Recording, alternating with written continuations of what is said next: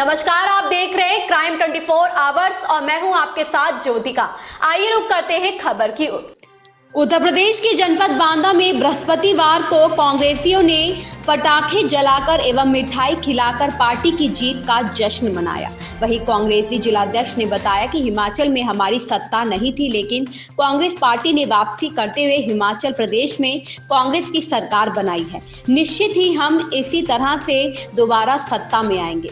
वहीं गुजरात चुनाव में बीजेपी की जीत पर कांग्रेस के वरिष्ठ पदाधिकारियों ने कहा कि वहां पर भारतीय जनता पार्टी द्वारा अपनी ही बी टीम आप पार्टी को उतारा गया था, जो कि एक सोची समझी रणनीति थी।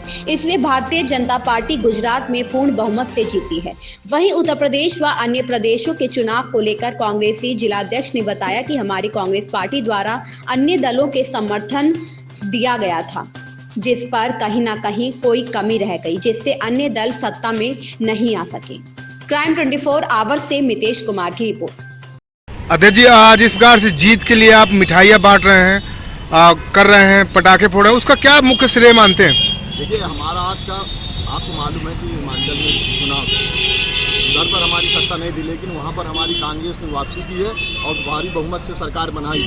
जो लोग कांग्रेस मुक्त भारत का सपना देखते थे, अनर्गल बात करते थे कि कांग्रेस खत्म हो गई, उनके मुंह में तमाचा है। और आने वाले समय में कांग्रेस पूरे भारत देश में सरकार अपनी बनाएगी, हर राज्य में बनाएगी, केंद्र में भी सरकार बनाएगी। उत्तर प्रदेश में भी उपचुनाव थे, दिल्ली में एमसीडी चुनाव थे, उनको लेकर क्या था? उत्तर प्रदेश में हमने अपने सहयोगी दलों को समर्थन किया था। यहाँ पर सभी सहयोगी दल पूरे शपथ जाती है, चाहे विधानसभा का चुनाव उत्तर प्रदेश में, चाहे लोकसभा का चुनाव, चाहे छत्तीसगढ़ में रहा हो। बीजेपी सिर्फ गुजरात जीत पाई, ऐसा मुख्य कारण क्या रहा? देखिए, वहाँ पर मुख्य कारण रहा आप बी टीम जो इनकी थी, आपने वहाँ पर चुनाव लड़के कांग्रेस को नुकसान किया, उसका भारी सफलता भाजपा को मिली, इसलिए उनकी सरकार बनी।